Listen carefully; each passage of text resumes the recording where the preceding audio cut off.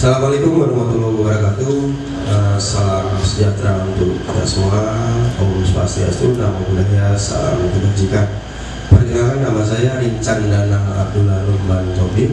Saya asisten personalia keuangan umum di PT PEN 1 Regional 7 Kebun Tebenan dengan nomor NIK 72250. Oke, pada hari ini kita akan membahas tentang materi sadari budaya resiko, di mana materi disampaikan tanggal 17 Juni 2026 oleh Ibu Irina Yogita Widi, asisten manajemen resiko PT PEN 1 Regional 8 Jawa Barat ya. Oke, mungkin kita lanjut saja.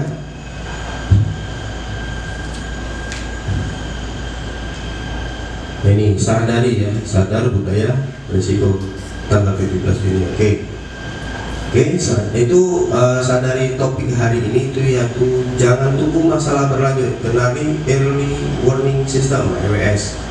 Oke, selanjutnya, nah, apa yang menyebabkan kita memerlukan ini EWS ini?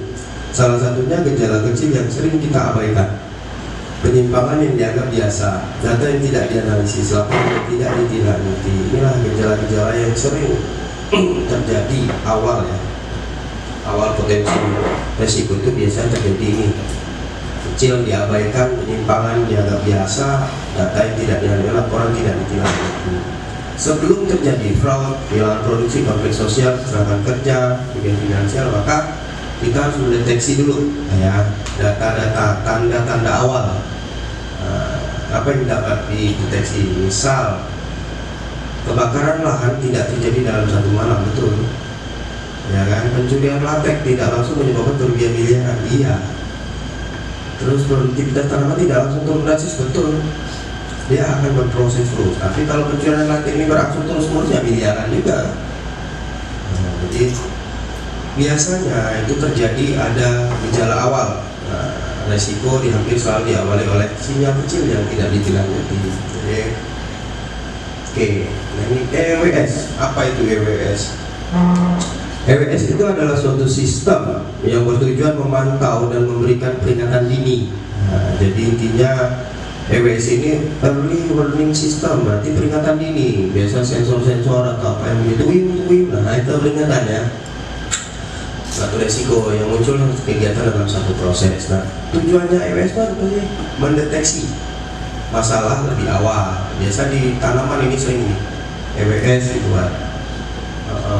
Terus memberikan waktu untuk bertindak, mengurangi dampak kerugian, meningkatkan efektivitas pengambilan keputusan. Ini dalam hak akhirnya. Oke, lanjut lagi. Nah, ini di mana nih? Ini Zimbabwe nya ya, apa ini?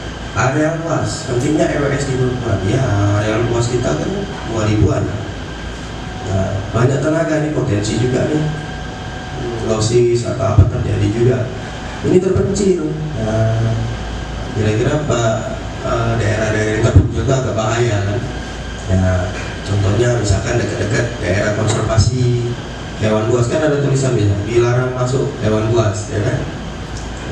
Atau lelaki buas ya, ada juga gitu kan. Atau kawasan yang memang zona yang tidak boleh dimasuki orang. Ini bergantung juga pada faktor eksternal. Jadi area kita, tenaga kerja, lokasi, dan faktor eksternal juga pengaruh. Oke, lanjut.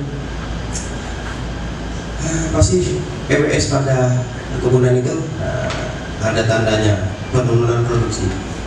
Dari penurunan produksi kita menganalisis apakah biaya produksinya meningkat, dampaknya nanti target tidak tercapai, pasti kan penurunan produksi pasti biaya produksi meningkat, target tidak tercapai, pendapatan mulai boros turun. Ini akibat penurunan produksi. Jadi EWS-nya apa? Selama berapa bulan kita analisis dulu kategori kemungkinannya, apa di 2-3 bulan berturut-turut, atau produktivitas per hektarnya turun, presentasi mau tidak produktif meningkat, serangan hama, atau kulit sadap yang rusak ya. Kulit sadap biasanya faktor pengaruh juga ke hasil sadapan ya. Oke, selanjutnya Nah ini EWS pada risiko di perkebunan, kerusakan jalan kebun. Nah ini ya, analisis dampaknya sama tadi, keterlambatan pengangkutan pasti Pak. Kenapa? Ya jalan rusak, akses untuk transportasi tidak bisa masuk. Hasil panennya bagaimana kualitasnya? Biasa di high grade ini, HG yang terjadi. Misalkan kita kayak di RSS itu, kalau mobilnya itu lama Pak, otomatis ini nanti berubah Pak, banyak jadi slab. Jadi kita harus mempertahankan HG itu agak berat juga, dicampur-campur lah sampai dengan pabrik, nanti di pabrik diolah. Kalau dia berubah kualitasnya, pasti hasilnya tidak bagus. Terus biaya operasional meningkat, bisa juga ini ya dampaknya nanti. Terus EWS-nya apa? Peringatan dininya apa? Mungkin curah hujannya tinggi. Akibat curah hujan tinggi, jalannya berlubang, ya. Nah, terus waktu angkutnya meningkat, kan? Terus kendaraan sering rusak, ya. Ini faktor karena curah hujan yang tinggi. Dampaknya banyak tuh, dari jalan, waktu angkut kendaraan, rusak juga kan? Oke, lanjut. Ini ada tadi kebakaran. Dampaknya pasti rusak tanamannya, kehilangan aset iya, gangguan operasional oke, reputasi perusahaan terganggu iya, karena dipantau oleh Polda, dinas perkebunan, terus lagi apa lagi, dinas-dinas lain kehutanan, ya. Kenapa? Sebabnya itu karena curah hujannya rendah Pak, panjang, titik panas mulai muncul. Nah ini bahaya nih, kalau titik-titik yang panas ini muncul, pasti namanya kan hotspot ya. Bahaya. Semak kering meningkat. Ini akibat titik panas berujung ke semak, ya kan? Nah, bahaya nih. Dari atas turun ke bawah. Semak-semak, ya kan? Nah, barulah ada kanal sumber air yang keluar. Ya, inilah posisi yang sangat mengerikan. Dari awal kepanasan, terus turun ke titik panas. Titik panas dimainkan, turun ke semak, kan? Barulah sumber air mulai dekat. ini jadi mengalir. Ya, jadi kebakaran dampaknya apa? EWS. Oke, lanjut. Nah, ini apa yang perlu dilakukan? Ini Deden. Deden apa Pak? Kami kurus ini kayaknya. Apa yang perlu dilakukan? Verifikasi dulu. Klasifikasikan urgensi atau tidak. Eksekusi tindakannya SOP. Nah ini pokok paling penting SOP. Sesuaikan setiap tindakan dengan SOP. Jangan pernah keluar dari ini. Ya, terus dokumentasi dilaporkan, SOP-nya ini laporkan, terus evaluasi. Nah, ambang batasnya sesuai atau tidak nih. Kalau udah kelewatan jangan. Nah, komunikasikan ke pihak yang terkait. Inilah deteksi tanpa respon sama saja dengan tidak mendeteksi. Jadi harus direspon ya kejadian-kejadiannya. Oke, lanjut deh. Nah ini contoh dashboard sederhana. Misal penurun produksi, kecelakaan kerja, jalan turun rusak. Indikatornya apa? Kalau penurun produksi pasti capaian RKP akan terganggu. Kalau dia hijau lebih dari 90%, kalau dia tercapai. Kalau kuning 85 sampai 95. Kalau merah dia di bawah 85 atau di bawah target. Kecelakaan kerja near miss, ya hampir tidak ada sama sekali. Nah, indikatornya berarti tidak ada. Ini green di bawah 2 sampai 3 kejadian dalam 1 bulan, 2 sampai 5, di atas 5 udah red.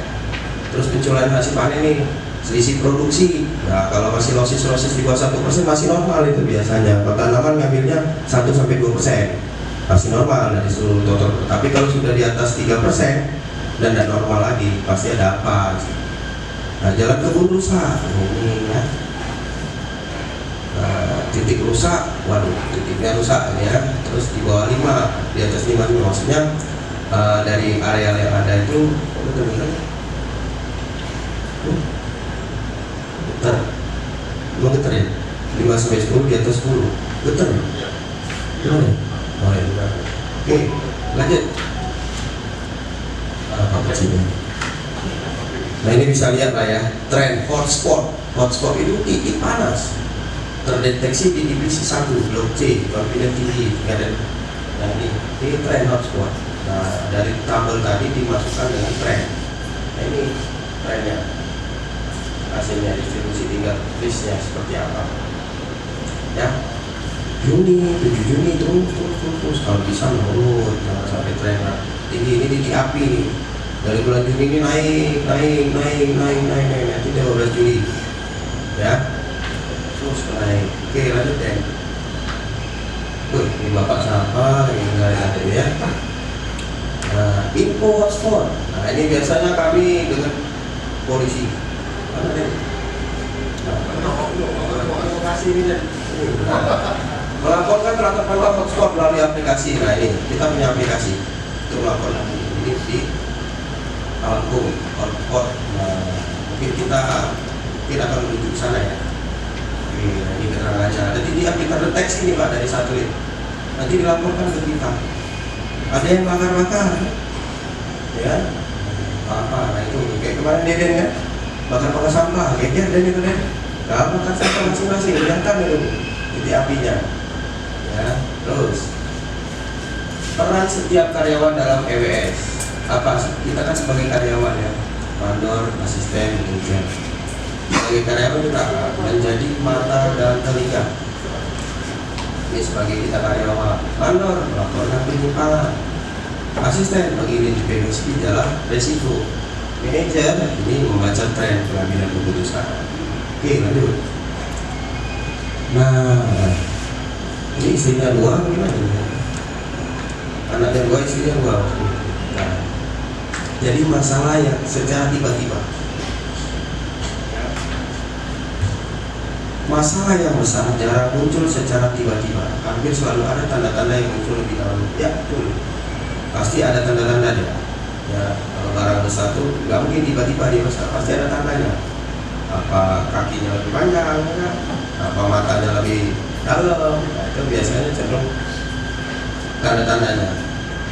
Perusahaan yang berhasil bukan paling cepat menyelesaikan masalah, tapi paling cepat mendeteksi masalah sebelum menjadi krisis. Nah, ini ya, ambil Pak. Setiap kita kerja